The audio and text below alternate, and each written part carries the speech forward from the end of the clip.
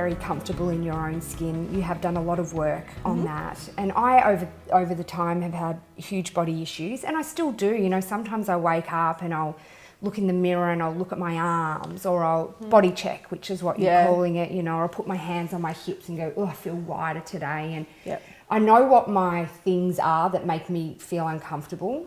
Instagram is a big one. I get on Instagram and I look at what I don't have instead of what I do have. And I look at someone's body and go, oh, I want that. Or why has she had as many kids as me and she's got that? It's such a ugly, awful way to think, and it's so very trapping, and it's such a time waster.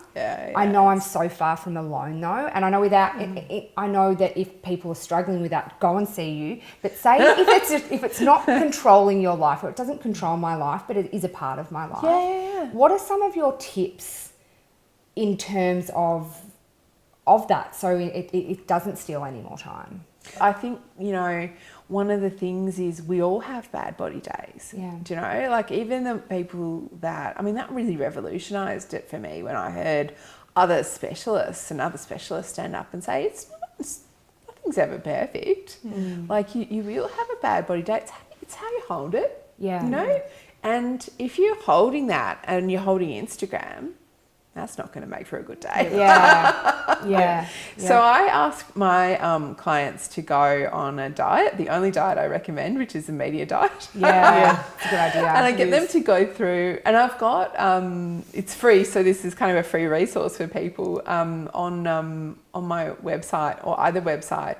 You can find, and on Vimeo, I've got a free body image challenge. And it's like 7 things I think you can do, and then over one whole weekend or over 2 or 3 days to make your practical things. Like, unfortunately, to get down through the work, you need to get into therapy and down into it's hard work. But there are some things we can do.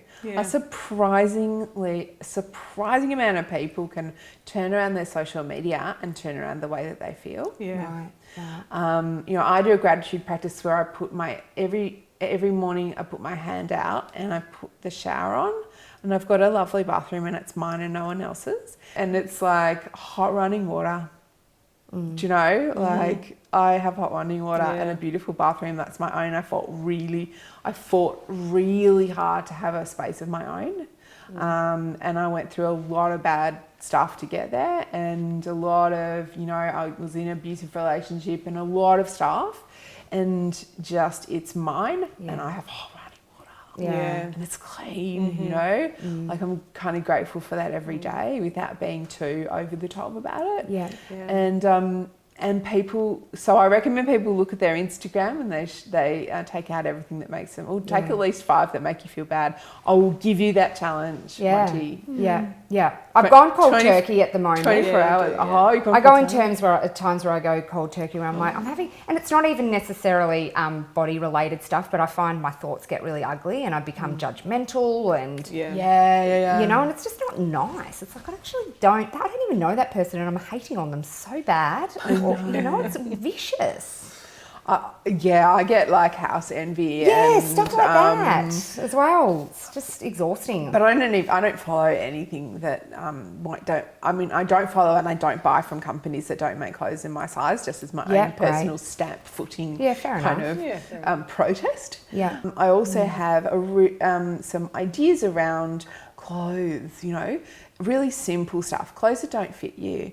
If your clothes are digging into you, you're going to have a bad body image day. Well, Fee Sutherland, when I was chatting with her and I'm like, I feel gross, you know, my body's not how it used to be.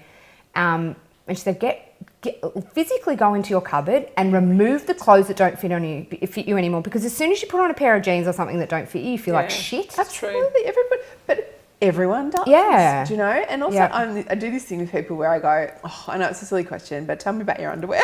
You know? Does it dig into you? Does it fit? Does it, like, you know, you still wearing underwear from, like, you know, 10 years ago before you had 3 babies or something? You know, like little bit of self-care and a little bit of like wardrobe pruning can do wonders for people. Yeah. But also self-respect, because I find sometimes people in bigger bodies, they don't go out and buy clothes because they're waiting till they're kind of, till they get to their perfect number or whatever it is. And I'm like, no. I've worked with people that have not got married, not climbed Everest, not jumped off a mountain, not lived. And your whole life disappears in front of you if you put something off until you get to a special number. Sad, isn't it? Well, the thing that I know about the number after seeing thousands of women is they get there and it's never enough. No. Do you know? And they don't just go, great, now I'm going to get married. They go, oh, a little bit more. Yeah. Do you know? Like, it's happy. It's like, no, come on, life starts now. There's really nothing that people can't do in most bodies. Like, Yeah, you know, just not much you can't do.